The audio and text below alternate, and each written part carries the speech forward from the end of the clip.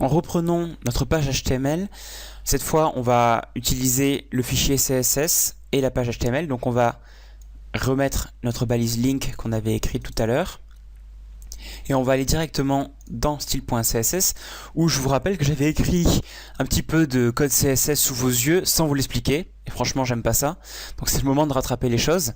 Je vais vous expliquer comment fonctionne le CSS et vous allez voir, c'est vraiment pas compliqué. Je vais vous montrer par exemple un code un peu plus gros, un code factice ici, pour vous montrer le principe. On a plusieurs sections, voilà, une section, une deuxième section dans le CSS, il peut être parfois très très gros, comme ça il peut continuer très longtemps.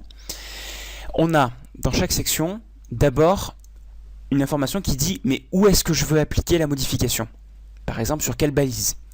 Ensuite on ouvre des accolades et à l'intérieur des accolades on va associer des propriétés et des valeurs qui sont donc des choses qu'on modifie et comment on les modifie. Par exemple, tout à l'heure, on avait je veux appliquer à mes paragraphes un changement de couleur vers la couleur bleue. Et on pourrait aussi dire de la même façon, je veux appliquer à mes paragraphes en même temps un changement d'alignement et je veux centrer mon texte. Voilà. Donc ça, il faut connaître les attributs et les valeurs en CSS. On les découvrira justement dans les prochains chapitres. Alors, essayons de concrétiser les choses. On va écrire un code un peu similaire à ce qu'on avait fait avant, mais cette fois on va l'appliquer aux balises H1 par exemple, et on va dire je veux que mes titres soient de couleur bleue. Et pour s'amuser un petit peu, on va aussi dire je veux que mon texte un petit peu important, c'est-à-dire mes balises EM, soient aussi de couleur bleue. Comme ça on verra que ça donne quand on l'applique à plusieurs balises.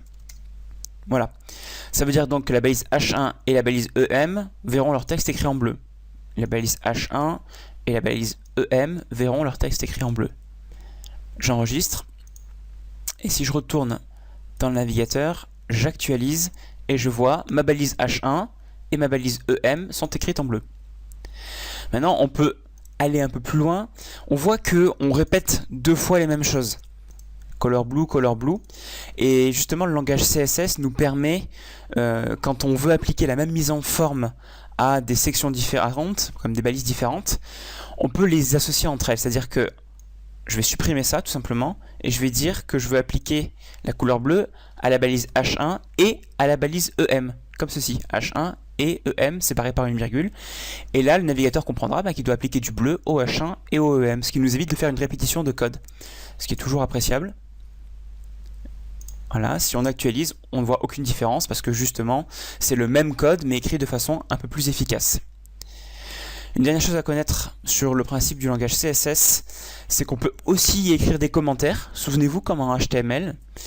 Ces commentaires s'écrivent un petit peu différemment. Cette fois, on va écrire slash étoile et on va fermer plus loin avec étoile slash. Et à l'intérieur, on va écrire ce qu'on veut. C'est vraiment du texte pour nous, pour se souvenir de ce que ça signifie. C'est utile dans les gros fichiers CSS en particulier. Donc là, je vais écrire un commentaire tout bête, par exemple, colorera le texte en bleu.